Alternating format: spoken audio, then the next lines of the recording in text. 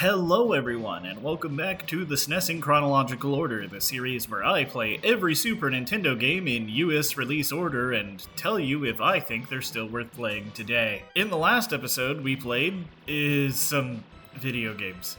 In this episode, we are playing what I'm going to call the holiday release games. Most of these games seem to be pretty heavy hitters, which makes me pretty excited. I haven't played most of these games prior to writing this except for Final Fantasy IV, a game I've beaten a half dozen times. Although I've never actually played the Super Nintendo Final Fantasy II version in earnest. And that is what we're going to be playing today, since that's the whole point of the series. Let's get started with Super Tennis.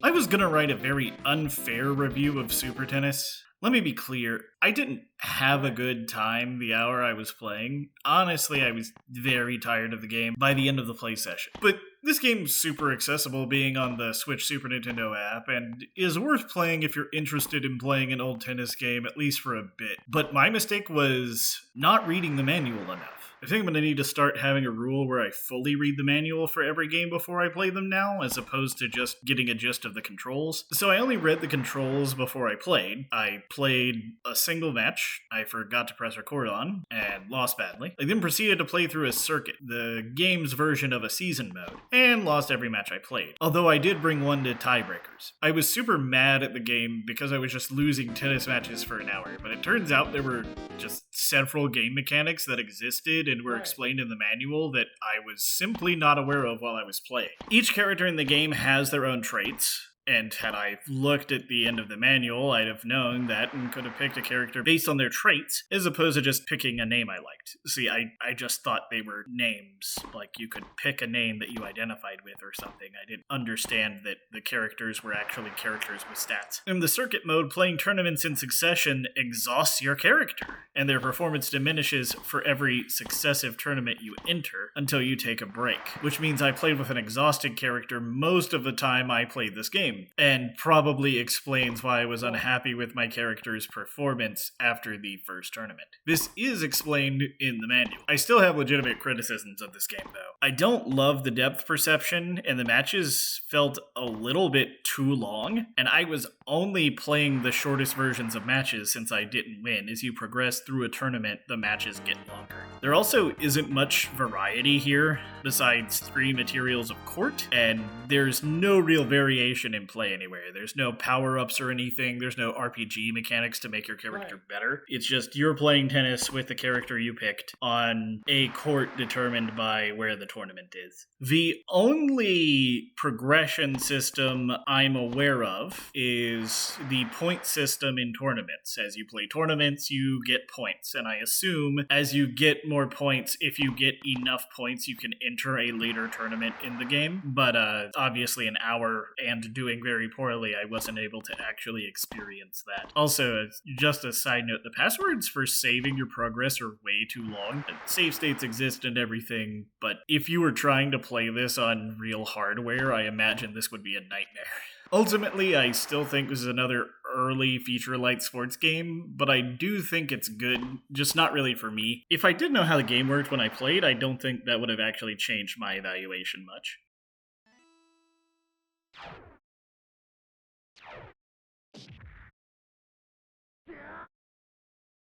I've never really played many beat-em-ups before. I've always been tangentially aware of Final Fight, as you can't really consume 90s video game content for long without someone mentioning it. But I've never really thought about picking the game up. Not sure why, just a blind spot in my gaming experience, I guess. I've played Dynasty Warriors Gundam before. Does that count as a beat-em-up? In the Super Nintendo version of Final Fight, you can play as either Cody or Hagar, who I'm pretty sure are both Street Fighter characters primarily at this point. I did look it up. Cody is in Street Fighter V, and he's apparently now the mayor of the city.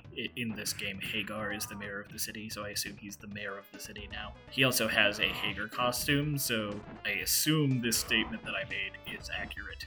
I don't know where Hagar is, though. Not in Street Fighter V, I guess. Cody and Hagar have their own movesets and hitboxes, but work fairly similarly in terms of mechanics. The manual explains each of the moves that the character can do but I mean, I'm not going to go into that now. If you don't know exactly what a beat 'em up is, you walk to the right of the screen. Enemies come from both sides. You beat them up. An arrow tells you to walk to the right again. Rinse and repeat. Sometimes you have a weapon. Sometimes there's a boss encounter. I'll be honest, I found playing this game a bit frustrating. First off, your moveset's rather limited, and you have a move that drains your life, which you can use accidentally pretty easily. Your health is incredibly valuable, which is a statement that sounds obvious, but it also feels horrible when taking one bad hit can drain you of like 40% of your health bar. I also don't love games where stun locking is a major mechanic, and this is absolutely one of those games. You can get in situations where you lose 75% of your health and can't actually prevent yourself from taking the damage once the first hit is taken, which, yes, getting hit was my fault, but is still super punishing. I'll also mention there aren't many ways to recover your health in this game. Sometimes breakable objects have floor barbecue, but that's few and far between, and you have to make sure not to pick up the healing at the wrong time or you're wasting valuable health. You are also incentivized to stun lock your opponents, as you will often lose out in the hitbox war, so it's prudent to simply not allow your opponents to attack. I do love the enemy names though, sometimes they're just dumb, and the Andre the Giant reference characters are pretty funny. I appreciate how this game looks. The sprites look nice, but my depth perception in this game is a bit off, especially when it comes to the destroyable objects. I mention the depth perception thing fairly often. I don't know if it's just in me and not being used to depth perception in old games, or if it was always just kind of bad. I will say I never played many games where depth perception was an issue when I played a Super Nintendo as a kid. Everything I played was pretty much a 2D platformer or a racing game. My biggest complaint with this game is how long the second stage is. You have to play for a very long time, and in my opinion, the second boss is much harder than the first, so I again suffer from playing for 5 minutes to see 10 seconds of new content before starting over again, which is not fun to me. Although I will say this game is fun, and I love to play through it with a friend sometime, but not the Super Nintendo version, because they took out co-op on the Super Nintendo for some reason. I don't think I'll play it again by myself though, as I play games to relax, and this game's difficulty takes me a bit past relaxing. Maybe try the arcade version of this game somehow if you want to try it out. That way you'll probably at least have infinite continues.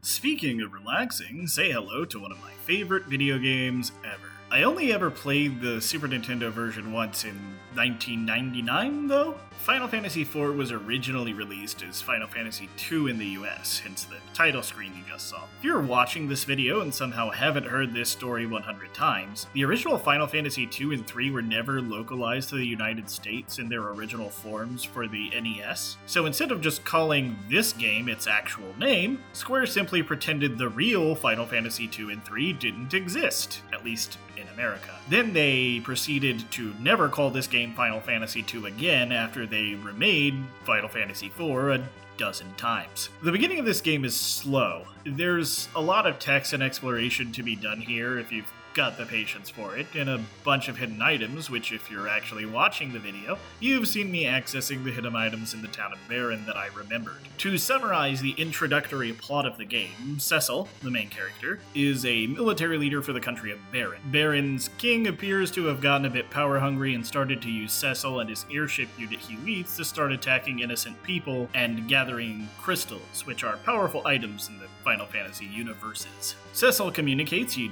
doesn't actually like terrorizing people, and then gets sent on another mission to decimate a population as punishment, although Cecil doesn't actually know that's what he's being sent off to do when it happens. I've left out a bunch of details, but I don't want this section to be 10 minutes long, and I think the rest of the plot points are worth experiencing for yourself. I've played a lot of late 80s and early 90s JRPGs, and Final Fantasy IV is definitely a greatest hits of the best parts of them while minimizing the worst parts, in my opinion. The story is compelling, with twists and turns that make you want to keep playing. The battle system is turn-ish based, but technically real-time. If you just take forever to make decisions, you'll end up dying.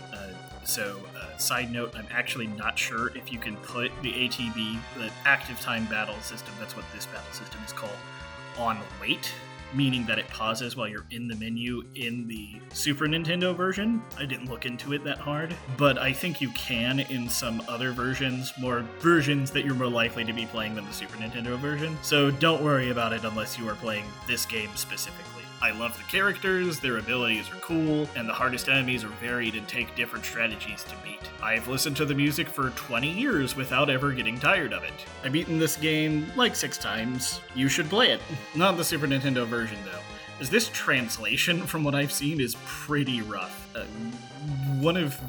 One of the things that I was kind of amazed by through this playthrough is just how exactly they worded some of these things. Like, I knew what they were saying because I've played this game before. But if you're just starting out and reading this, some of the grammar / things that are telling you what you actually need to do aren't very clear, which is a problem with most early JRPGs, but I was surprised at how weird it was considering how other versions of this game translate some parts very differently. So I grew up playing the PlayStation version of this game, but most people say that's not a good version because load times. My favorite version is the PSP Complete Collection version, as it includes the sequel and side story content for after you've beaten the main game. I've also heard the DS port is quite good, but I've never played that version. I think it's labeled as the 3D remake on Steam right now. The Pixel Remaster is also on Steam, and I can't evaluate that one as I've never played it. There is also the option of playing this game how I originally beat it, which is playing a ROM hack retranslation of the Japanese version of Final Fantasy IV. So using the Japanese Final Fantasy IV data, you apply a patch that is a retranslation and then play it that way. And that patch and translation are supposedly better, but I haven't played that in such a long time that I, again, can't say. Anyways, just play the PSP version or maybe the DS remake if the 3D graphics are more appealing to you. There are a lot of ways to play this game, and if you have any interest in JRPGs at all and haven't yet, you absolutely should.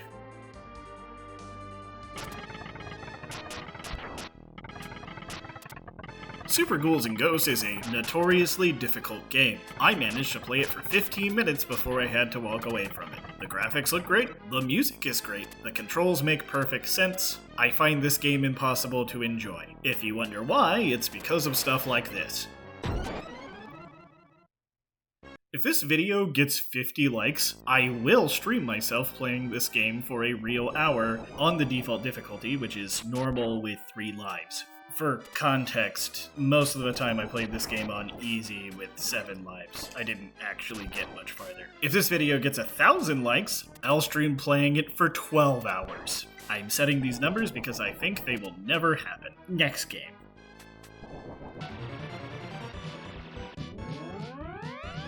Darius Twin is another arcade-style space shooter to add to our growing list of arcade space shooters for the Super Nintendo. Putting the cart before the horse, I think it's worse than both Gradius 3 and Super R-Type for various reasons. One, the graphics don't look good. I don't love the way this game looks. Everything in the first level, especially, looks a little flat, and some of the enemy sprites just seem pretty lame. 2, there are no continues in this game, and virtually no window between when you get hit and die and then respawn. So it's really easy to lose 2 lives at a time. If you run out of lives, the game is over and you start at the beginning, no matter where you are in the game, which is sad to me because after I put the game on easy and gave myself 8 lives, I really enjoyed how the later levels looked and their music and bosses. But I don't want to start from the beginning constantly for making a minor mistake in the wrong place. Gradius 3 had limited continues, but you at least get to spend more time in the later levels if you want to, and Darius Twin just doesn't give you the option to do that. I will say the upgrade system is actually good,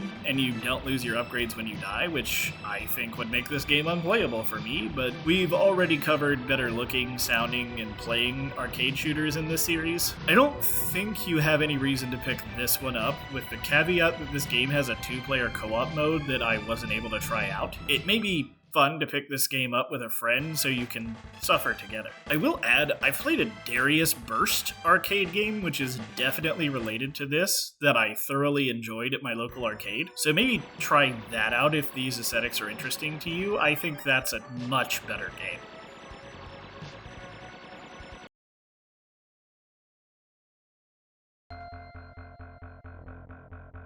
Bill Lambier's Combat Basketball is the weirdest game I have played so far for this series. It's like if you took NFL Blitz and made it basketball, but a lot less fun? Not to say I didn't have fun playing the game, I did, but it's mainly a strange, limited oddity to me more than anything. You have a basketball team of 5 androids, I think. They have stats, you join a league, and you play in the league in a season style with the goal of advancing up to more difficult leagues. You are playing a version of basketball where there are fewer penalties and the main defensive action you take is tackling your opponents. As you play, you earn money and you can replace your characters with better ones, which I assume makes advancing in the leagues easier. I don't think this game looks horrible, but the camera is more of a hindrance than anything else. And if they're going to go through all the effort of adding so many different playable characters to the game, I would have appreciated them at least having slightly different sprites. The game mechanics also leave a bit to be desired. You can tackle your opponents, you can try to block shots, but good luck with doing that with any consistency.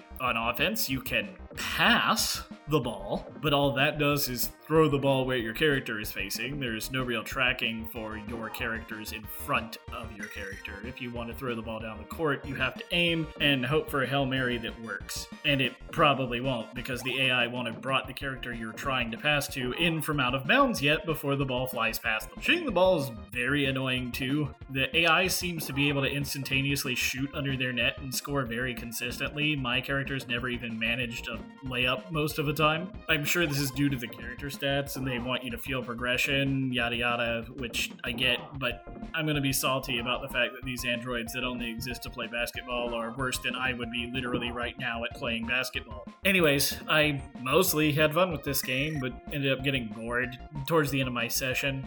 There are only so many times you can mash a B button before it isn't really fun anymore. This seems interesting to you, check it out. It's an incredibly weird piece of gaming history, but don't expect too much playtime out of it, I'd say. I think it'll probably start feeling old fast for anybody nowadays. There's just not enough here to keep you really hooked.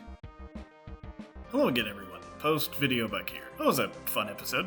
Pretty much every game was playable, even if I didn't enjoy all of them. I did want to make a note on old school game difficulty here, because I'll often talk about not having fun with a certain game's difficulty, but old school game difficulty works a little bit differently than modern game difficulty, in my opinion. And I have beaten old games before. I guess the most popular difficult games that I've beaten are Mega Man 1 and 2 and Mega Man X. So I'm not a stranger to finishing difficult games, but I often find these non-Mega Man difficult games less fun or appealing. I don't generally like the mechanics of older difficult games for some reason. I don't know why, and I also didn't really know this before I started playing a bunch of them for this series. And since I'm not having as much fun, grinding through them starts to feel a little bit rough, you know. Dark Souls is fun for people. They don't play those games only because they are hard. At least that's what I think. I've only played the Dark Souls games a little bit. So please don't take me viewing difficulty as a negative the wrong way. I don't believe difficult games are bad, but I play games to have fun, and there are certain types of difficulty I simply don't find fun. Both Darius Twin and Super Ghouls and Ghosts have literal will kill you if you don't know they are there death traps that you cannot react to in time. Or at least I can't because I'm old, I guess. And I simply don't find that fun. I'm currently playing the digital version of Gloomhaven right now with a friend. If you're unaware, that is a board game that had a PC port recently. And that game is hard as nails, but I love every moment I am playing that game and completely lose track of time when I'm playing it, which I actually typically don't do with any games. If you're interested in like a D&D aesthetic, but also, say, using cards for combat and complicated combat math, try out Gloomhaven. It's really cool. Anyways, I don't think you can go wrong with checking out any of these games, assuming the negatives I saw in them aren't a deal breaker for you, which is nice to say after the last episode where I can't really recommend any of those games except for ActRaiser. Speaking of, please check out my other videos if you haven't, and like this video and subscribe to continue with me on the journey through the Super Nintendo's library. In the next episode, we'll be finishing out December and the Super Nintendo's first holiday season. Have a good day!